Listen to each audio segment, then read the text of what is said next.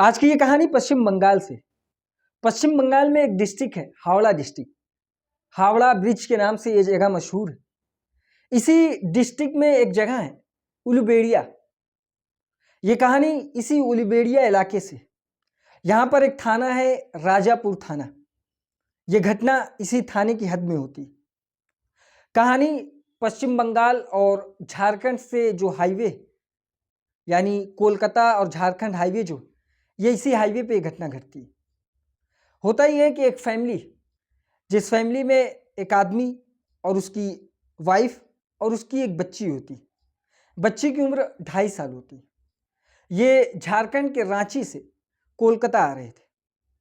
उस वक्त ये लंबा सफ़र तय करते हुए आ रहे थे। जब ये राजापुर थाने की हद में पहुंचते हैं, उसी हाईवे पे एक सन्नाटा इलाका, तो इस व्यक्ति को ये महसूस होता है कि इसे कुछ रेस्ट करना चाहिए, क्योंकि ये लंबे वक्त से कार चला रहा है, कार ड्राइव करके आ रहा है, तो इसे थकान महसूस होती। तो वो अपनी गाड़ी से उतरता है और गाड़ी से उतरने के बाद साइड में थोड़ा अपनी बॉडी को तोड़ता मरोड़ता है। इसी बीच कुछ व्यक्ति बाइक से वहाँ पर आते हैं और इस व्यक्ति के ऊपर छीना झपटी करने लगते हैं। इससे इसके पॉकेट में रखे हुए पर्स की डिमांड करते हैं। जब ये इसका विरोध करने की कोशिश करता है तो सामने से एक व्यक्ति ने पिस्टल निकाला और इस व्यक्ति के ऊपर पिस्टल तान दी। ये व्यक्ति घबरा जाता है। घबराने की वजह से ये अपना पर्स निकालता और उस व्यक्ति को थमा देता है। इस व्यक्ति का नाम प्रकाश अलबेला था। इसी बीच उसकी वाइफ, जो कि उस गाड़ी में मौजूद थी, वो ये सारी सीन गाड़ी में बैठकर देख रही थी। वो फौरन गाड़ी से बाहर निकलती और बाहर निकलने के बाद फिर उन लुटेरों से भिड़ जाती। जब वो उन लुटेरों से हाथापाई कर रही थी, इसी दौरान उनमें से एक लुटेरे ने उसके ऊपर पिस्टल तानी और उसे गोली मार दी।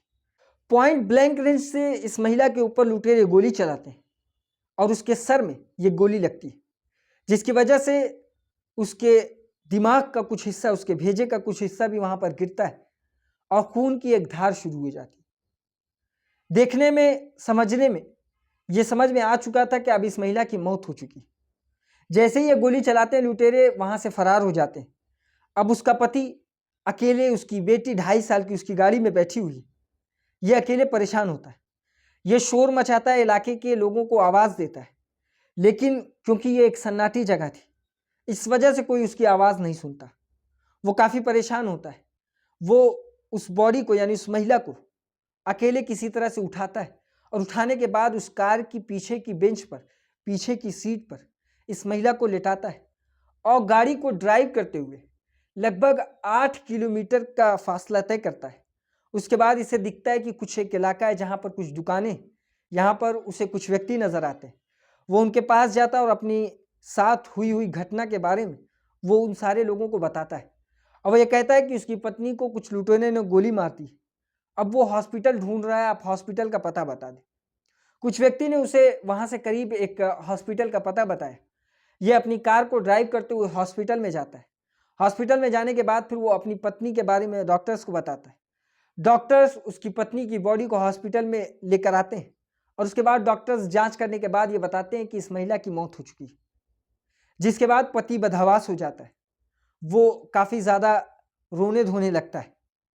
अब ये देखते ही डॉक्टर्स ने पुलिस को भी कॉल कर दिया। पुलिस की एक टीम हॉस्पिटल में आती है, उस बॉडी को अपने कब्जे में लेती है और उसे पोस्टमार्टम के लिए भेज देती है। पुलिस वाले अब बाकी की चीज़ों को जानना चाहते थे। इस वजह से प्रकाश अलबेला से अब पूछताछ का सिलसिला शुरू होता है। प्रकाश अलबेला से अब पूछताछ वो करते हैं। वो मौके पर क्या हुआ, उस वक्त की बातें पूछते। वो वही कहानी बताता कि इस तरीके से वो झारखंड की तरफ से आ रहा था, कोलकाता के उस राजापुर थाने की एरिया में, यानी उस हद में पहुंचता है। इसी बीच वो रेस्ट लेने के लिए उस गाड़ी में से उतरता है। कुछ लुटेरे आते हैं और उन्होंने हाथापाई के दौरान उसकी पत्नी पर गोली चला दिया। ये सारी कहानी वो पुलिस को बताता है। पुलिस प्रकाश अलबेला को अपने साथ लेकर जाती है और अपने साथ फॉरेंसिक टीम के कुछ डॉक्टर्स को भी लेकर जाती है और साथ में वहां पर जाकर उस मौका वारदात पर, जो घटना स्थल थी, उस जगह पर वहां का मुआयना करती है। वो एक एक चीज प्रकाश अलबेला से पूछती और वहां पर मौजूद जितने भी एविडेंस मिल सकते थे, वो सारी चीजों को फॉरेंसिक एक्सपर्ट कलेक्ट करते रहते। वो सारी चीजें अभी पूछ ही रहे थे उससे। तो वो पूछते हैं कि किस तरह से उसका मर्डर हुआ। उस गाड़ी की जांच करते हैं। उस गाड़ी की जांच के दौरान डॉक्टर्स उसकी पिछली सीट को चेक करते हैं, तो देखते हैं कि इस पिछली सीट पर खून की काफी ज्यादा धार बही हुई थी, यानी खून बहकर वहां पर जम चुका था। वो देखते हैं कि पिछली सीट पर खून बहुत ज्यादा बहा है, बाकी जो फुट एरिया होता है जहां पर पैर रखा जाता है वहां पे काफी ज्यादा खून है, और जो उसके दिमाग का कुछ हिस्सा जो गोश्त का लुथड़ा होता है वो भी उस गाड़ी में मौजूद था।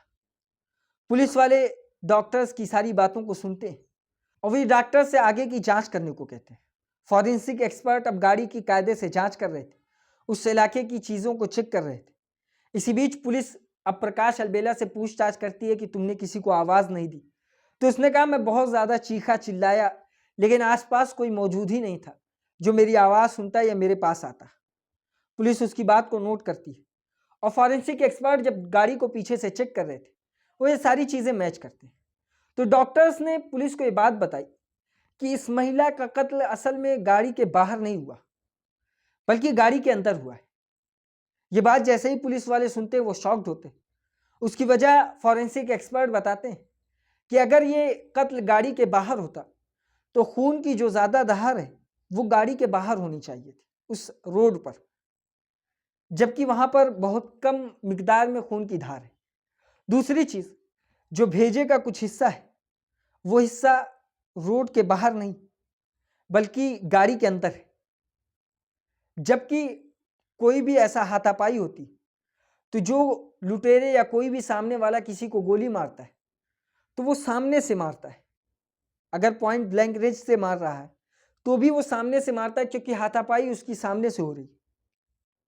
जबकि इस महिला को जो गोली लगी है वो दाईं तरफ से कनपट्टी पे गोली मारी गई और गोली बाईं तरफ से निकल जाती है, और वो गोली का जो टॉप ऊपर का हिस्सा होता है जिसे बुलेट कहा जाता है वो इसी गाड़ी में मौजूद है। जब भी किसी को कनपट्टी पे गोली मारी जाती है तो इस रेंज से ये पता चलता है कि जिसको मारा गया है वो कातिल के पहले से कंट्रोल में था, यानी उससे हाथापाई की नौबत नहीं आई। वो उसकी कनपट्टी पे बुलेट रखता है, गन रखता है, उस गन से वो कंट्रोल में आता है, जिसकी वजह से फिर उसे गोली मार दी जाती है आसानी से। वो सारी चीजें पुलिस को बताते हैं और आगे की चीजें जांच करने के बाद ये बताते हैं कि अगर इस महिला का जागते हुए कत्ल होता तो ये इसका विरोध करती और गोली कुछ हिलती डुलती, यानी सटीक एक रेंज में गोली नहीं निकलती, वो कहीं बहकती। लेकिन क्योंकि इस महिला की मौत जब हुई थी उस वक्त ये महिला सो रही थी, तभी इसे आसानी से दाईं तरफ से गोली मारी गई और ठीक उसी डायरेक्शन में ये बुलेट बाईं तरफ से निकल जाती। पुलिस ये सारी बातें सुनती है और उसके बाद फिर प्रकाश अलबेला को गिरफ्तार करके उससे सारी वजह पूछती। और दूसरी चीज ये भी देखी जाती है कि अगर ये कह रहा है कि कत्ल बाहर हुआ और इसने शोर मचाया था तो वहीं से 100 मीटर की दूरी, बहुत ज्यादा से ज्यादा 100 मीटर की दूरी, उस दूरी पर एक पुलिस के ऑफिसर्स भी खड़े थे। कुछ पुलिस के ऑफिसर्स भी खड़े थे जो कि नाका लगाकर खड़े थे। अगर ये यहां से आगे निकलता तो उसे कुछ दूरी पर वहां पुलिस ऑफिसर्स भी मिल जाते, लेकिन ये गाड़ी का 8 किलोमीटर का सफर तय करके आगे जाता है और वहां पे ये हॉस्पिटल में पहुंचता है। पुलिस इन सारी बातों को ध्यान से सुनती है, जिसके बाद पुलिस उसे गिरफ्तार करती है और अब इसके पीछे की कत्ल की वजह पूछती कि आखिर क्या वजह थी जो तुमने अपनी ही पत्नी का कत्ल कर दिया, उस वक्त कत्ल किया जब उसकी खुद की बेटी, 2.5 साल की बेटी उसकी गाड़ी में मौजूद थी। तो वो कहानी सुनाता है। वो बताता है कि असल में उसकी 2 शादी हुई। पहली शादी इससे हुई और उसके बाद फिर एक और महिला से वो शादी करता है। क्योंकि दूसरी शादी का पता पहली महिला को पता चल गया था, पहली औरत को, तो वो इसका विरोध करती थी। आए दिन इसको लेकर हमारे बीच झगड़ा हुआ करता था, जिसके चलते काफी घर में लड़ाई होती थी। इसी वजह से मैंने ये फैसला किया था कि अब इन दोनों में से किसी एक को रास्ते से हटाना होगा। दूसरी चीज कि कई ऐसी वजह इसके पास और भी थी, पैसे को लेकर, प्रॉपर्टीज को लेकर, जो इसे कत्ल करने पर मजबूर कर दिया था। वो ये प्लान करता और प्लान के तहत वो उसे, क्योंकि उसकी बेटी जो थी 2.5 साल की, उसका बर्थडे आने वाला था, इस बर्थडे का बहाना लेकर वो रांची से निकलता है और ये प्लान करता है कि रांची से निकलने के बाद वो पत्नी का कत्ल करेगा।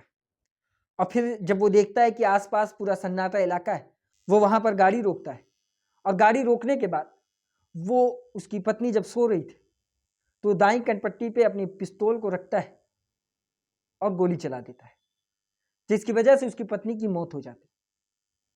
पत्नी का नाम रिया कुमारी था, रिया कुमारी उर्फ ईशा आलिया।